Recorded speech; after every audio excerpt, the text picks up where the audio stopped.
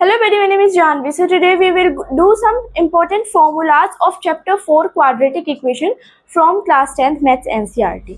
तो अब important formulas में क्या है, इसमें आपको ये पता चलेगा कि कैसे आप क्वेश्चंस को सोल्व कर सकते हो अलग अलग मेथड से। अब इसमें सारी हमारी इक्वेशंस दी गई हैं। अब कोई इक्वेशन ऐसे होते हैं जिसमें आप मिड टर्म स्प्लिटिंग नहीं कर पाते, या फिर ऐसे नंबर्स बहुत बड़ा नंबर होता है तो उसमें आप दो ऐसे नंबर्स नहीं फाइंड आउट कर पाते जिनको आप ऐड करके समथिंग नंबर निकालो, ऐड या सब्ट्रैक्ट करके और मल्टीप्लाई करके वो बड़ा वाला नंबर आ जाए। तो मैं आपको एक इजी मेथड बताती हूँ मिड टर्म स्प्लिटिंग हम कैसे कर सकते हैं, कैसे वो दो नंबर्स बता सकते हैं जिससे हमारी मिड टर्म स्प्लिटिंग हो सकती है। तो सबसे पहले हम एक मुश्किल से इक्वेशन ले लेते हैं एनसीईआरटी में से ही। इक्वेशन है हमारी एक्स स्क्वायर माइनस 55x नहीं 45x plus 324 is equals to 0। ये हमारी इक्वेशन है। तो अब आपको कैसे पता चलेगा कि आप फिर छोटे छोटे नंबर्स को मल्टीप्लाई करके देखोगे, जिसकी वजह से मतलब दो नंबर्स को मल्टीप्लाई करके देखोगे जिसकी वजह से आपको पता चलेगा कि इसको ऐड या सब्ट्रैक्ट करके 45 तो आ रहा है, लेकिन फिर आपको मल्टीप्लिकेशन इक्वल नहीं आएगी। तो ऐसे आपको बहुत ज़्यादा टाइम लग जाएगा। तो आप कैसे कर सकते हो, देखो आपको एक कोई ऐसा नंबर निकालना है ना जिसको सब्ट्रैक्ट या ऐड करके माइनस का 45 आए और मल्टीप्लाई करके 324 आए। तो फिर आप 324 के एलसीएम ले लो।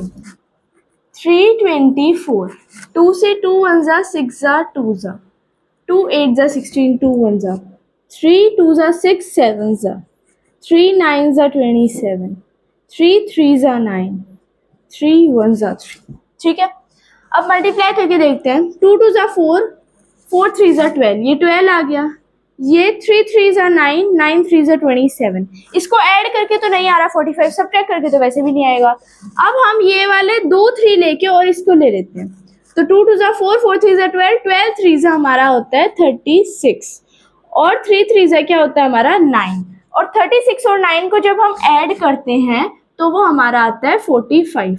और जब हम इनके फैक्टर्स से बनाते हैं ना, ऐड करते हैं, तो वो हमेशा उनकी मल्टीप्लिकेशन उस नंबर के ही इक्वल आते हैं, क्योंकि हमने कोई फैक्टर थोड़ी ना छोड़ा है, हमें इसका कोई भी फैक्टर नहीं छोड़ना, सबको मल्टीप्लाई करके और फिर उनको ऐड करेंगे तो फिर उससे मल्टीप्लाई होगा। आप चेक भी कर सकते हो, जब आप 36 को 9 से मल्टीप्लाई करोगे तो कितना आ जाएगा, जब सॉरी ऐड करोगे तो 45 आ जाएगा, और जब आप मल्टीप्लाई करोगे तो 4 ऊपर 5, 9 3 जा 27, 27 और 5 कितना होता है 32, 324 आ जाएगा।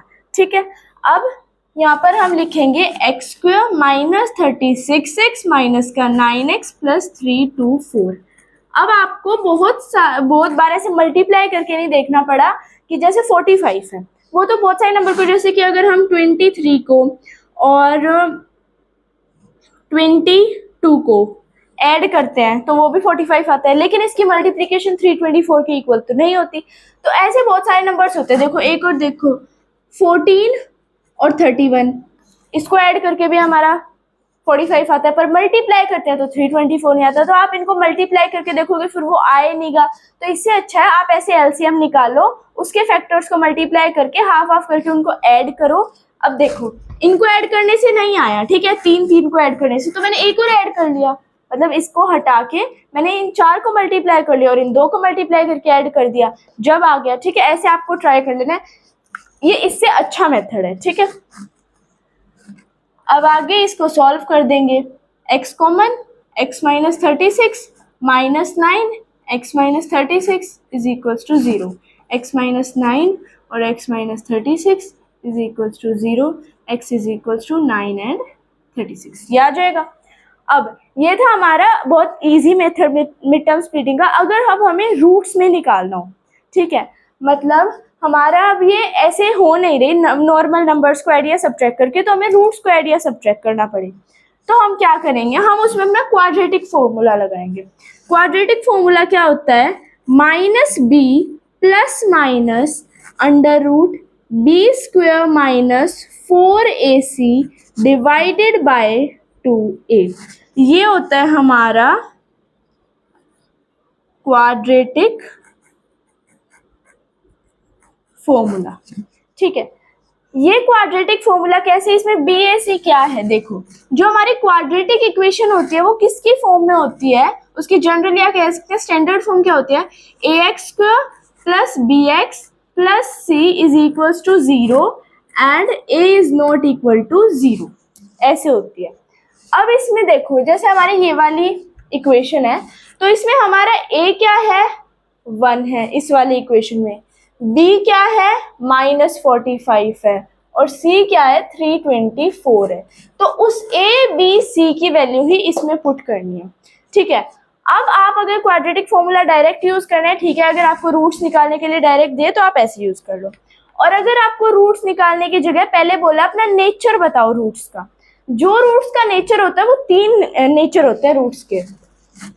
मैं इसको इरेज कर देती हूँ। 3 नेचर होते हैं रूट्स के। क्या क्या होते हैं देखो, फर्स्ट क्या होता है, रियल एंड डिस्टिंक्ट रूट्स। मैं बताती हूँ कब आएगा, बाद में बताऊंगी, ठीक है। रियल एंड इक्वल रूट्स, ये दूसरा नेचर होता है। फिर उसके बाद no real roots. No real roots में तो ये होता है जब आपको ऐसे बोले पहले ये रूट्स बताओ, अगर वो रियल है तो उसके वो निकालो रूट्स, और जब अगर आपके रूट्स ना निकल रहे हो फिर आप ये यूज करो। देखो नो रियल रूट्स अगर आपके आ गए तो उसके बाद मतलब आपके रूट्स आने नहीं है, आपको फिर रूट्स निकालने की जरूरत नहीं है, ठीक है। तो देखो नो रियल रूट्स में क्या होता है, सबसे पहले मैं आपको बता देती हूँ, एक डिस्क्रिमिनेंट भी होता है। तो डिस्क्रिमिनेंट क्या होता है,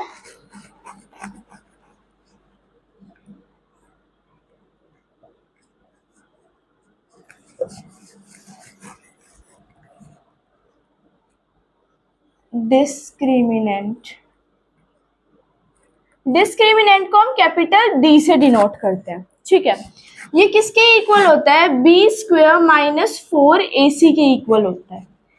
अब ये जो हमारा डिस्क्रिमिनेंट है, डिस्क्रिमिनेंट ये है तो मैं डायरेक्ट डी लिखूंगी, या फिर देखो बी स्क्वायर माइनस 4ac, जब इसकी वैल्यू बड़ी आ जाए 0 से, ठीक है, मतलब 0 से बड़ी आ जाए, मतलब 1 2 3 4 1 से लेके जितने भी नंबर है वो सब आ जाए, तो फिर वो 0 से बड़ी है तो फिर वो डिस्टिंक्ट और रियल रूट्स होंगे, मतलब 2 अलग अलग रूट्स आएंगे। अब उसके बाद अगर ये बी स्क्वायर माइनस 4ac की वैल्यू 0 के इक्वल आ गई, मतलब ये वैल्यू 0 आ गई, ठीक है, तो वो रियल और इक्वल रूट्स होंगे।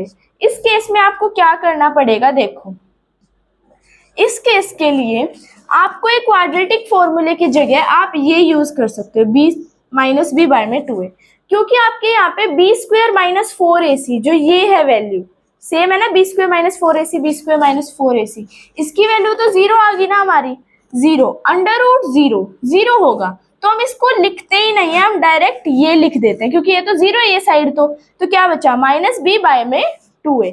तो रियल और इक्वल रूट्स के लिए आप डायरेक्ट ये भी लगा सकते हो, ये वाला फॉर्मूला सिर्फ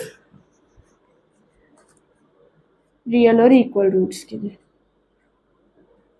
अब नो रियल रूट्स कौन से होते हैं, जिसमें बी स्क्वायर माइनस 4ac से बड़ा 0 होता है, मतलब बी स्क्वायर माइनस 4ac की वैल्यू जब हमारी नेगेटिव में होती है, मतलब कि अगर वो -1 है या फिर -1 के बाद जितने भी माइनस में नंबर्स हैं वो, ठीक है, तो उसमें हमारे नो रियल रूट्स आते हैं। अब डिस्क्रिमिनेंट से हम कैसे निकालते हैं, डिस्क्रिमिनेंट में हमें ये वैल्यू पुट करनी होती है, फिर उसके बाद अगर वो रियल और डिस्टिंक्ट रूट या रियल और इक्वल रूट्स, अगर रियल और इक्वल रूट्स आ गए तो डायरेक्ट इसमें पुट कर दो। रियल और डिस्टिंक्ट रूट्स आए ना तो आपको फिर से ये वैल्यू निकालने की जरूरत नहीं है, यहाँ पे आपने already B square minus 4ac की वैल्यू निकाल दी है, यहाँ पे सिर्फ उसका अंडर रूट कर देना है, ठीक है। मान लो इसकी वैल्यू हमारी 1600 आ रही थी, ठीक है, तो अगर इसकी वैल्यू हमारी 1600 आई थी जो कि बड़ा है 0 से, तो रियल और डिस्टिंक्ट रूट्स होंगे, तो फिर अंडर रूट 1600 लिख देंगे डायरेक्ट, हमें यहाँ पर b की वैल्यू, a की वैल्यू, c की वैल्यू वापस पुट करने की जरूरत नहीं है, ठीक है। तो अंडर रूट 600 लिखोगे तो आपका डायरेक्ट थोड़ी जल्दी हो जाएगा क्वेश्चन। तो यहाँ पर ये रियल और हाँ ये नेचर आपका आ सकता है, पेपर में पूछे जा सकते हैं कि नेचर बताओ रूट्स के कितने टाइप्स के होते हैं, क्या क्या होते हैं। तो आपको कैसे लिखना है, सबसे पहले आपको लिखना है जो क्वाड्रेटिक इक्वेशन होती है वो इस फॉर्म में होती है, ठीक है। तो और उसके 3 नेचर होते हैं, फिर उसके बाद उनको डिफाइन कर देना है, ठीक है। ये चीज आपको याद होनी चाहिए कि अगर 0 के इक्वल हो तो रियल और इक्वल रूट्स, क्योंकि आपके ये यूज हो रहे हैं एक्सरसाइज 4.3 में, जो कि बहुत इंपॉर्टेंट एक्सरसाइज है बोर्ड एग्जाम्स के लिए, ठीक है। और इसमें जो एक क्वाड्रेटिक फॉर्मूला है, इसमें बच्चे क्या करते हैं, ये प्लस माइनस की जगह कोई सिर्फ प्लस कर देता है या फिर सिर्फ माइनस कर देता है। इसका मतलब होता है प्लस माइनस का कि आपको एक बार प्लस करना है, एक बार माइनस करना है। कैसे करना है देखो, यहाँ पर minus b minus under root b square minus 4ac divided by 2a। एक बार तो ऐसे करना है, फिर से माइनस बी और बीच में प्लस, एक बार माइनस एक बार प्लस करके करना है, बाय में 2a, ठीक है। ये था हमारे इंपॉर्टेंट क्वेश्चंस, इंपॉर्टेंट पॉइंट्स और इंपॉर्टेंट फॉर्मूलाज जो हमारी पेपर में आ सकती है एग्जाम में। सो इतना ही था इस वीडियो में। So if you like my video please like share subscribe my channel. Okay bye bye.